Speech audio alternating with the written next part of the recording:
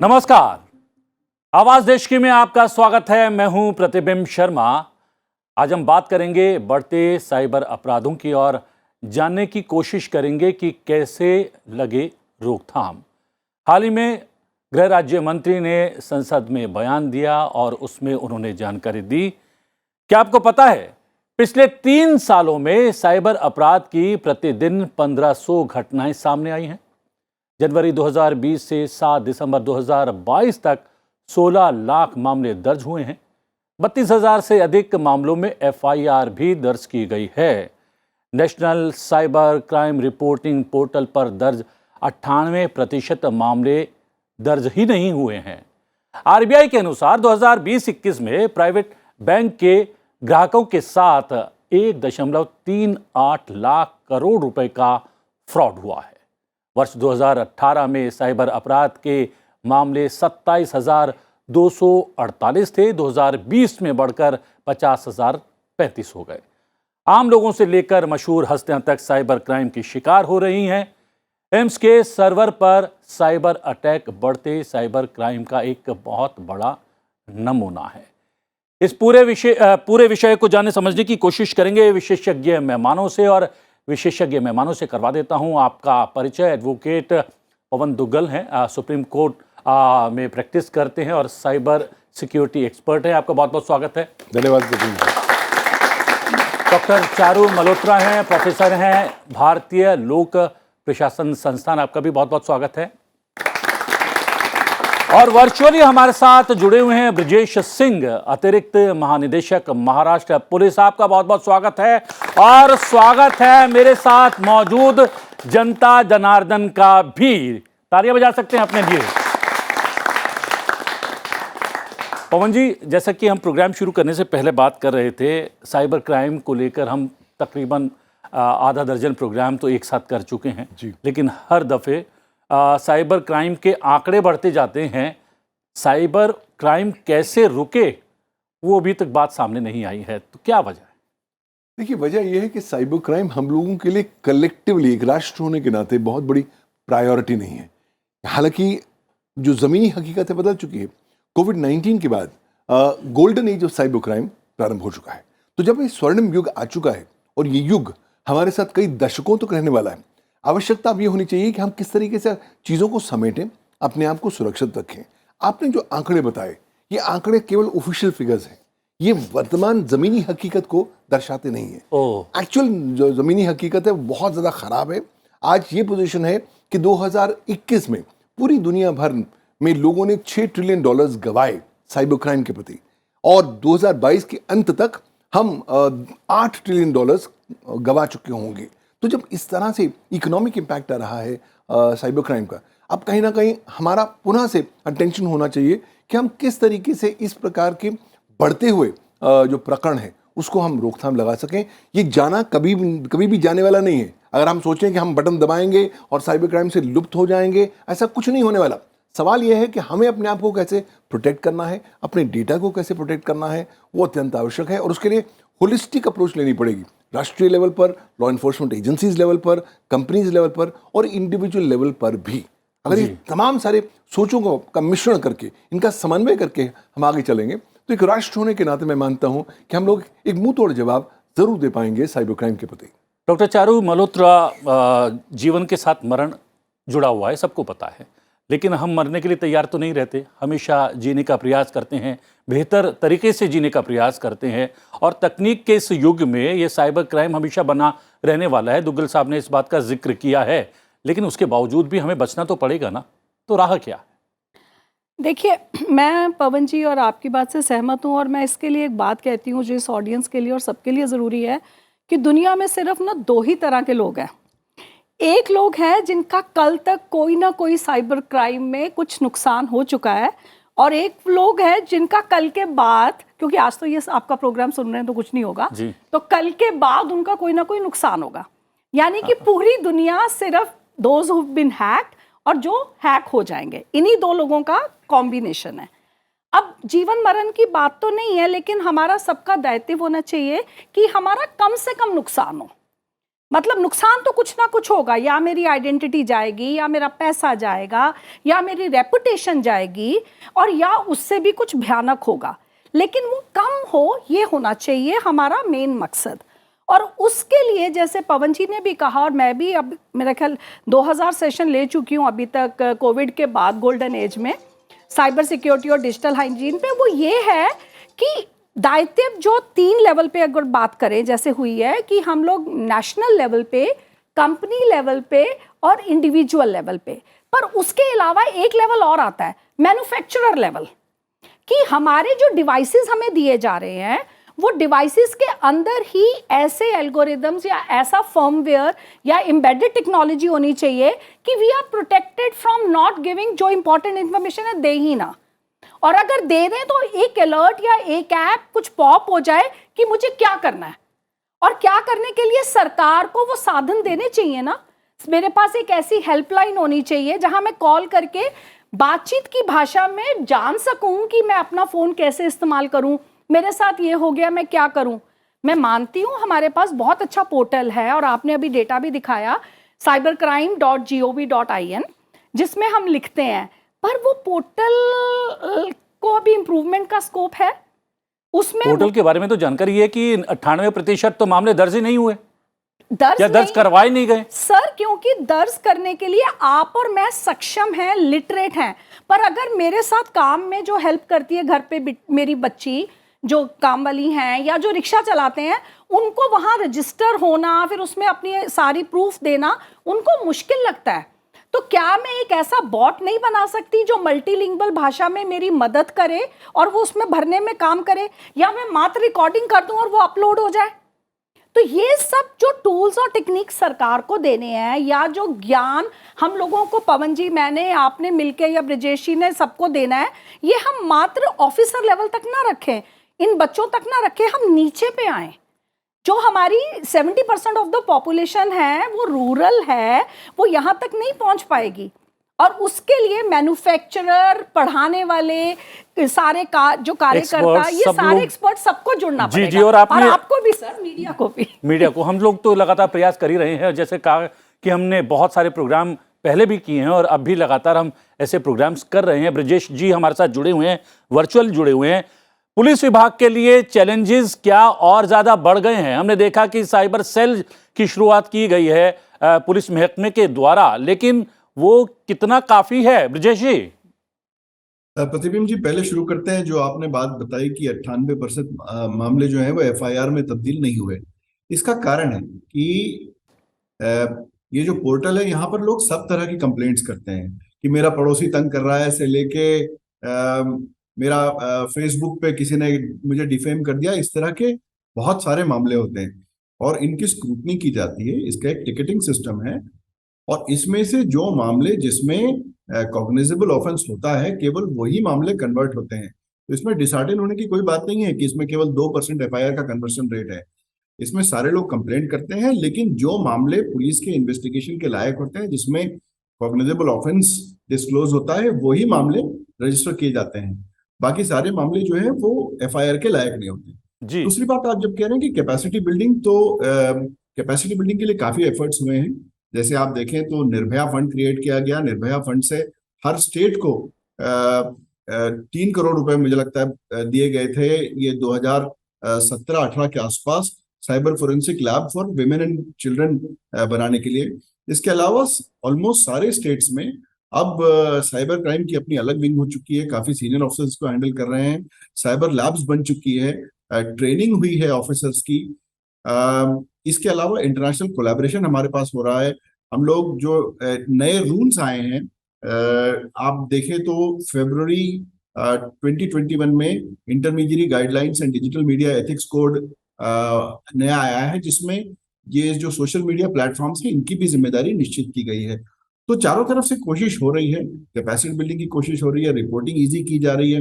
एक 1930 नंबर है जो गवर्नमेंट ने, मिनिस्ट्री ऑफ होम अफेयर्स ने दिया है कि यदि आपका पैसा जाता है तो आप 1930 पे फोन करें और वो आपका जो पैसा एक अकाउंट से दूसरे अकाउंट में शिफ्ट होता है या विड्रॉ होता है, उसको इमीडिएटली फ्रीज कर देते हैं। सो सब जगह कोशिश हो रही है, लेकिन देखिए इसका रूट कॉज कहाँ आता है। कि जो KYC नॉर्म्स हैं, नो योर कस्टमर नॉर्म्स होते हैं, चाहे वो टेलीफोन कार्ड लेते वक्त हो, सिम कार्ड लेते वक्त हो, या बैंक अकाउंट ओपन करते वक्त हो, ये जब तक स्ट्रेंथन नहीं होंगे, पूरी तरह फॉलो नहीं होंगे, तब तक इसमें इन्वेस्टिगेशन में डिफिकल्टी आती है कि आप कोई नंबर तक पहुंचते हैं, आप कोई अकाउंट तक पहुंचते हैं, लेकिन उसके आगे आप बढ़ नहीं पाते हैं क्योंकि वो बोगस डॉक्यूमेंट लेके बना होता है। जी। तो ये बहुत सारी डिफिकल्टीज हैं, और मुझे लगता है कि ये पर्सनल डेटा प्रोटेक्शन बिल आ रहा है, इसके साथ काफी चीजें सॉल्व होगी। जी। प्रतिबिंब जी। लेकिन कैपेसिटी बिल्डिंग की जब बात होती है तो हम अपराध कैसे रोकें या फिर अपराध होने के बाद अपराधियों को कैसे दंडित करें, यहाँ तक सीमित है। लेकिन क्या कैपेसिटी बिल्डिंग में ये भी रहेगा कि हम अपनी पुस्तकों में, अपने पाठ्यक्रम में, अपने स्टूडेंट्स को शुरुआत से ही, क्योंकि अब डिजिटल युग में रहना है और इस अपराध से हमें हमेशा दो चार होना है, तो क्यों ना हम प्रारंभ से ही शिक्षा में इसे समाहित करें। बहुत सारे स्टूडेंट्स यहाँ पर मौजूद हैं, कुछ सवाल हैं। Because I know a little about the background of Mr. Pawan sir, so my question is to you straight away, as you are also the president of Cyber Law Asia. So as I was just going through the internet, and as per the sources available over the internet, I could see that last year in 2021, more than 3,000 people have been arrested in over 14,000 cases in cybercrime. And as we know in this era, as Pratibim sir also said, that we are in the world of digitalization, and that's going to be the futures. In fact, we are all well versed that the major attacks is being only targeted over the social media platforms like Facebook, be it Instagram or Twitter. So the unethical hackers are majorly attacking on these sites. Even I have been also myself one of the victims. But many of our population are not well versed how to deal with or tackle with such kind of cases. So where are we still lacking as per you to minimize this kind of cyber crimes? Is it the security? Is it we don't have the ethical team? I mean, well in India, or so that way in next coming couple of years, we will be able to minimize this valuation of cyber attacks. बहुत अच्छा सवाल आपने पूछा विशाल। समस्या ये है कि हम लोगों ने कानून बनाया था 22 साल पहले, भारत का सूचना प्रौद्योगिकी कानून, यानी कि इंफॉर्मेशन टेक्नोलॉजी एक्ट 2000। और वो एक हम लोगों ने एक मसाला फिल्म की तरह जैसे होता ना, हमने एक मसाला लॉ बनाया था जिसमें कुछ मसाला साइबर क्राइम का था, कुछ इलेक्ट्रॉनिक गवर्नेंस का था, कुछ ई-कॉमर्स का था। तो उसमें हमने कुछ चुनिंदा साइबर क्राइम्स को हम लोगों ने परिभाषित कर दिया। उस ज़माने में बेनिफिट ये था कि अधिकांश साइबर क्राइम्स बेलेबल ना होकर नॉन बेलेबल हुआ करते थे, तो लॉ में डिफरेंस था। तो जब 2003 में मैंने पहली conviction, I was the council for the complainant, Bharat की पहली साइबर क्राइम कन्विक्शन में, तो हम लोग बहुत हर्षोल्लास था हमारे पास। क्यों? CBI के माध्यम से हम लोगों ने साइबर क्रिमिनल को पकड़ा था। लेकिन जब सज़ा की बात आई तो अदालत ने कहा कि साहब ये तो फर्स्ट टाइम ऑफेंडर है, तो उसको हम प्रोबेशन पे छोड़ देते हैं 1 साल। खैर, उसके बाद भी कुछ साइबर क्राइम कन्विक्शंस हुई, लेकिन 2008 में कुछ ऐसा किया भारतवर्ष ने जिसका खमियाजा हम आज तक भुगत रहे हैं। भारत ने इंफॉर्मेशन टेक्नोलॉजी अमेंडमेंट एक्ट 2008 को इम्प्लीमेंट किया। इन अमेंडमेंट्स ने क्या किया कि साइबर क्राइम के दौर को तो बढ़ा दिया, उसकी कवरेज को बढ़ाया, लेकिन अधिकांश साइबर क्राइम्स को जमानती अपराध बना दिया 3 साइबर क्राइम्स को छोड़ने के बाद। दैट मीन्स कि एक बार आप बाहर निकलेंगे तो जमानत you will be given to you as a matter of right. एक बार आप जमानत से बाहर आए, आपने क्या करना है? सबसे पहले अपने विरुद्ध जाके इलेक्ट्रॉनिक एविडेंस खत्म कर देना है, नष्ट कर देना है, और उसके बाद वो दी एंड हो जाता है किसी प्रकार के साइबर क्राइम कन्विक्शन लेने का। यही कारणवश है कि हम पिछले 14 साल से देख रहे हैं कि भारतवर्ष में एक अकाल आ रखा है साइबर क्राइम कन्विक्शंस का।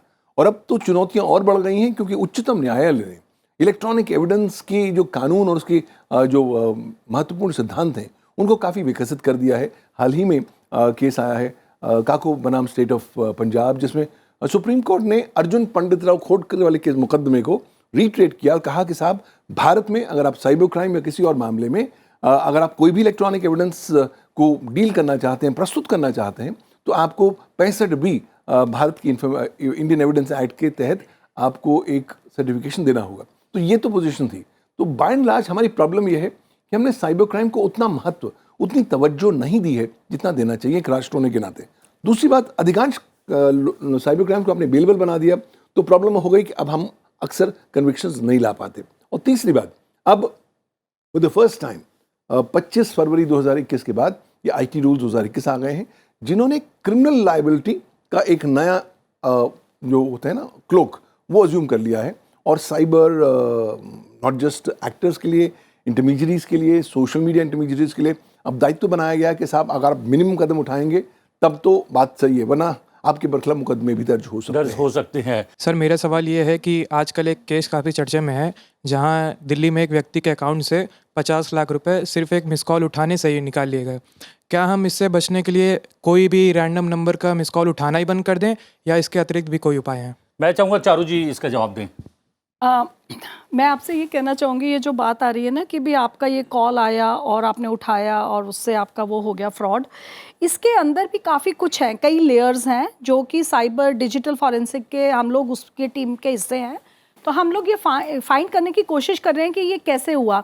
ये हुआ कि नहीं हुआ इम्पॉर्टेंट नहीं है, लेकिन तरीके हमें कैसे बचना है बहुत इम्पॉर्टेंट है। और ये इसलिए भी इम्पॉर्टेंट है, आपका नाम मैं भूल गई, बोलिए। हाँ नाम बता दें। हर्ष त्रिपाठी। हर्ष जी, ये आप सबके लिए, सिर्फ हर्ष के लिए नहीं है, कि आप बेसिक चीज़ों को ध्यान में रखिए। सबसे पहले काम आप लोग क्या करते हैं, अपने फ़ोन के ऊपर ट्रू कॉलर रखते हैं, प्लीज़ मत रखिए। फिर आप रखते हैं कैम स्कैनर, प्लीज़ मत रखिए। ये ऐसे सॉफ्टवेयर हैं जिन्होंने आपको प्रोडक्ट बना लिया है और पीछे मालवेयर आ जाता है इनके थ्रू बैक एंड से, और आपका डेटा कैप्चर करके आपको बहुत प्यार से इवेंचुअली विक्टिमाइज करेगा।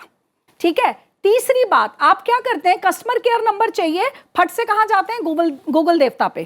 प्लीज वो मत करिए, कंपनी की वेबसाइट पे जाइए, वहां से कस्टमर केयर नंबर लीजिए।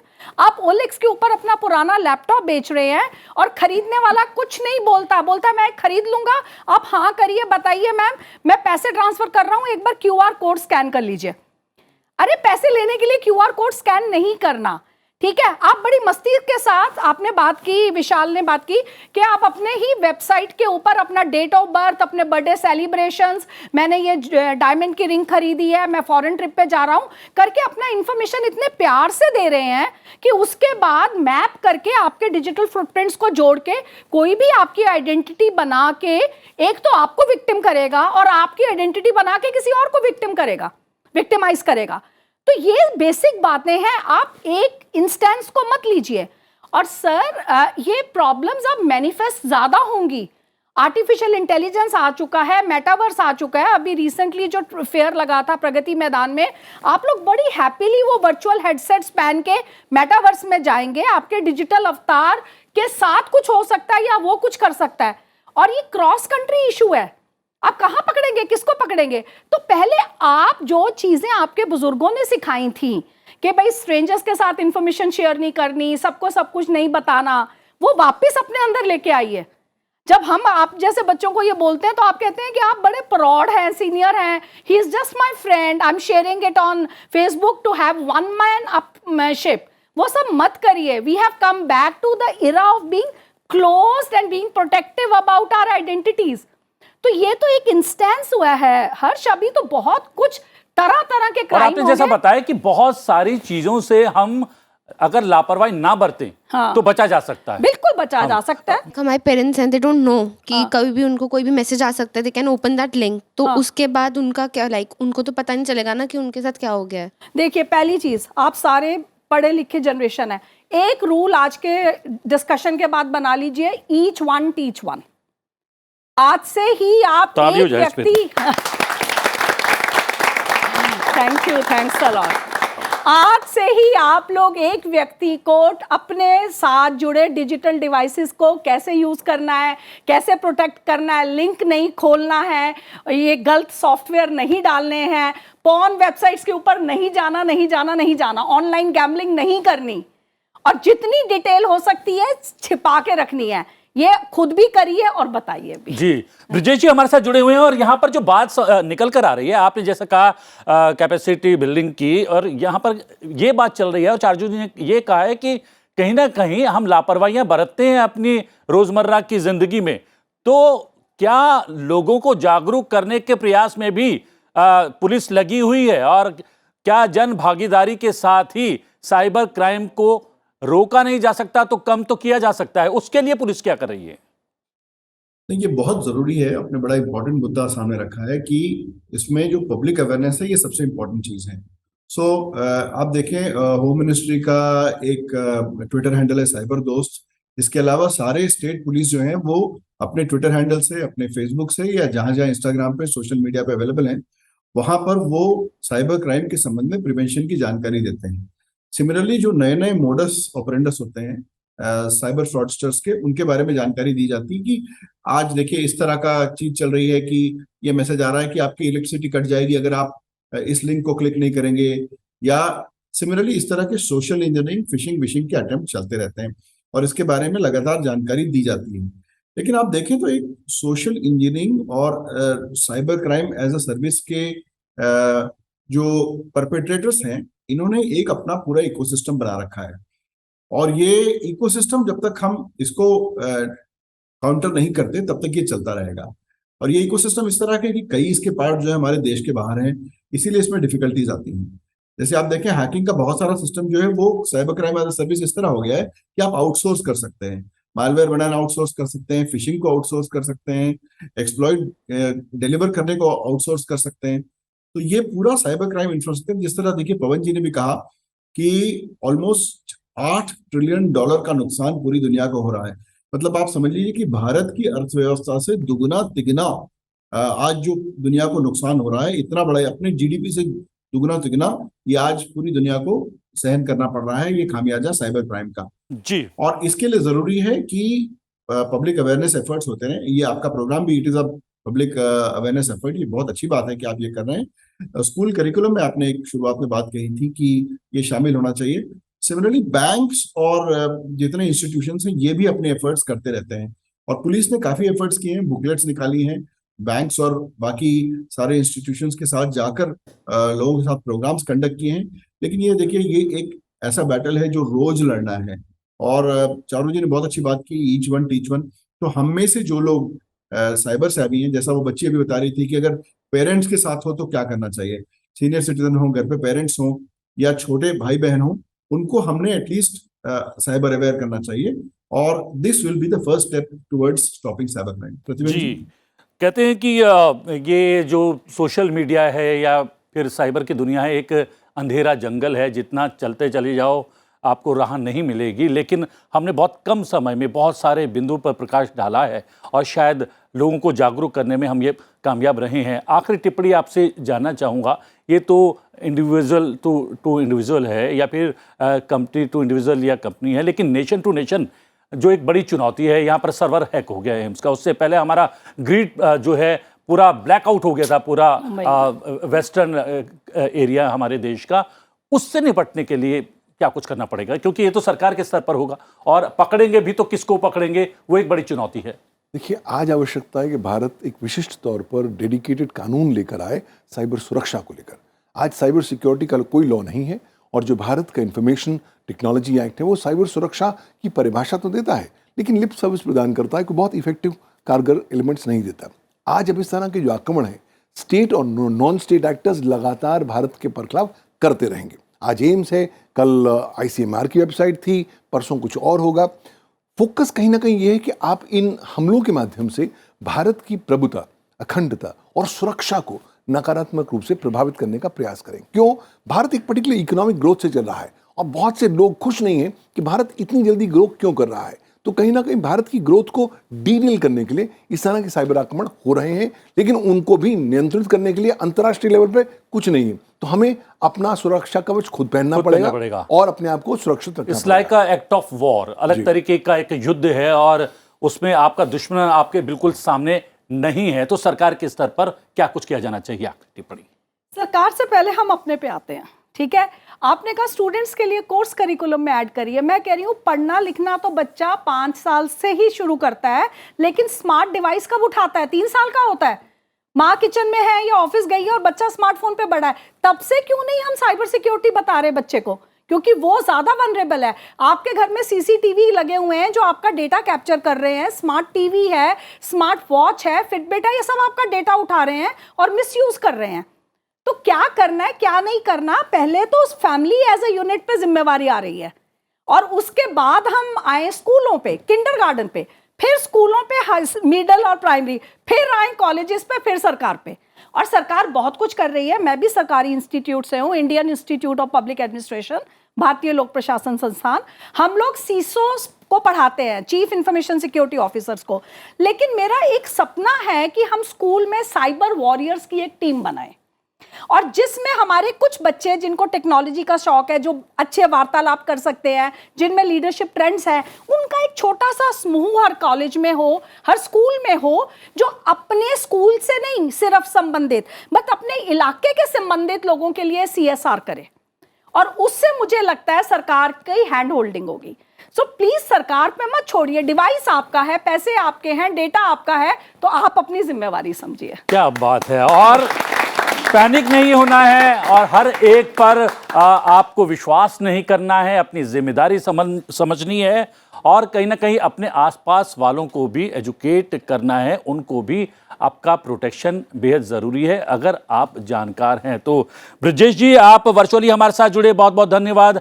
चारू जी, आपने बहुत कम समय में बहुत सारे बिंदु पर प्रकाश डाला और हमेशा की तरह पवन दुग्गल जी ने साइबर क्राइम को लेकर हमें बहुत सारी राह दिखाई। आप तीनों का बहुत बहुत धन्यवाद और धन्यवाद जनता जनार्दन का, धन्यवाद, थैंक यू वेरी मच। आवाज देश की में आज के लिए इतना ही। आवाज देश की में आपसे फिर भेंट होगी एक नए विषय के साथ।